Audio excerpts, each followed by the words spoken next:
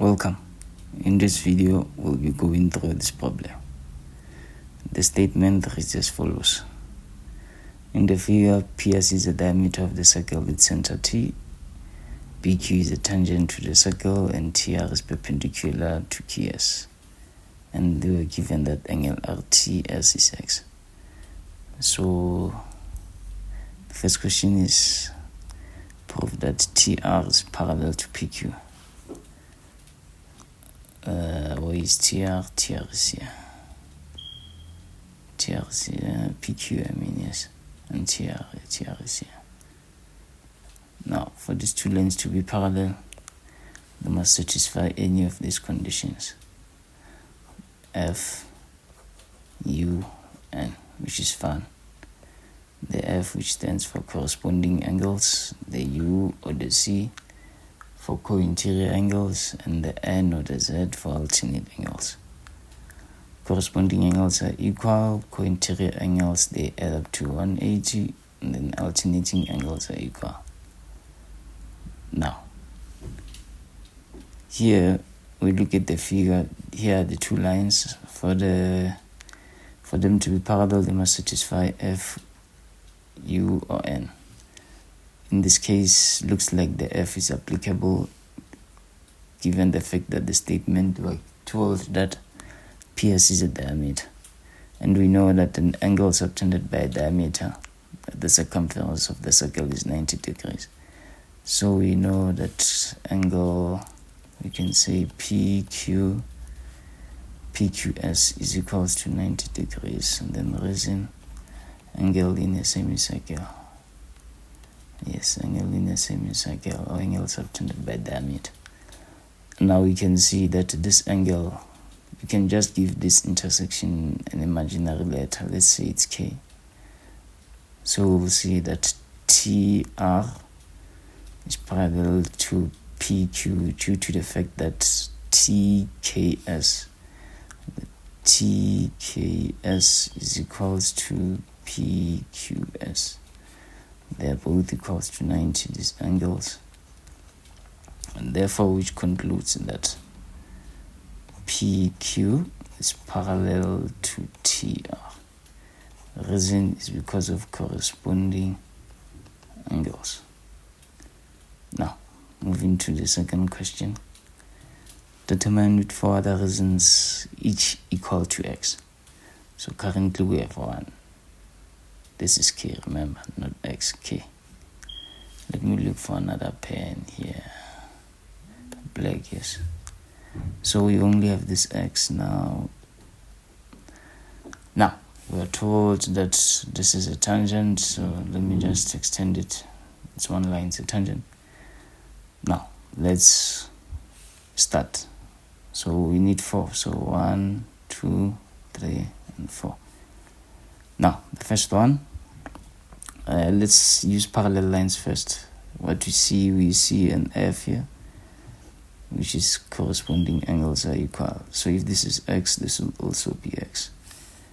Then we'll say angle P, yes, it's P, that one. Angle P is equals to RTS. Reason corresponding angles. Because of PQ is parallel to TR, yes. I think I should do this. Let me go down, yes. And erase these things because I don't know how much space I'll need. Yes, yeah. And let's continue to the second one. Yes, let's look for another angle. So P is X.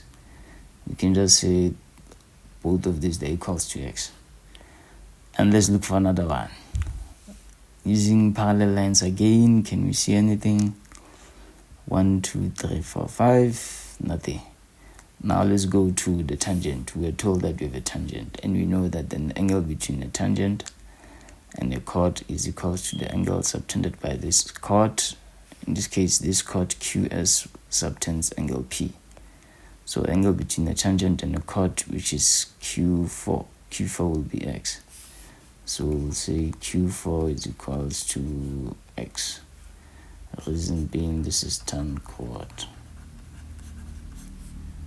So we need 2 more. Now, using our tangent again, it won't work. Yes, tangent is done. Now let's go inside the circle. We're told we have a center. Given the center, we know that we can come up with a lot of characteristics of a circle. We have the radius to start with. Line run from the center to the circumference. This is our first radius, TP, and then TQ, and then TS. Now, looking in triangle TPQ, yes, in triangle TPQ, which is an isosceles triangle, basically. Isosceles triangle, we see that P is equals to Q2, and they're both equals to X. The reason being is angles opposite equal sides are equal. Yes, our base angles of an isosceles triangle. Let me not go up, down a bit. Yes. Number 4 is the other one, which is close to X. Let's include this. Yes, we will need this information. This is X. Yes. And then the last one, I think now we can go back to our parallel lines, and then we'll see that using alternate angles, which is this here, you see that T2, yes, T2 is also equals to X. T2 is equals to X. Reason, alternating angles between which 2 parallel lines, PQ, which is parallel to TR. Yes, give them 4 angles. Then rather, now let's go to the last question. We are required to prove that TQRS is a cyclic quad. So what we can do, we can approach it in this way. We just construct an imaginary cyclic quad. We know at the end of the day it will be a cyclic quad, but we'll use it to guide us. So how can this be a cyclic quad? It can be a cyclic quad if it satisfies these conditions. 5.3, I'll answer it here. If it satisfies these conditions, we have 3 conditions. 1, so I can draw properly. 1, 2, 3, yes. The first one is the bow tie angle subtended by the same segment equal, same chord, same segment. Then the other one is opposite angles of a cyclic quad are supplementary. And the last one is an exterior angle of a cyclic quad is equals to the interior opposite angle, this angle being equals to that angle. And here it's this one being equals to that one. Yes. Now, looking at the information given here, which one can be applicable? Oh, we're already done. I see this one. Let me use a black colors. We're already done. Look at RS. RS is our chord. If this was our cyclic quad, RS is our chord, and it subtends this angle which is X and this angle which is X. So we're done. This is satisfied. Let me just go down a bit. Yeah. We'll say RTS is equals to Q4. They're both equals to X. And then from that we'll then conclude by saying therefore TQRS is a cyclic quad. Now why are we saying it's a cyclic quad? Because it's converse angles in the same segment. Angles are tended by the same chord.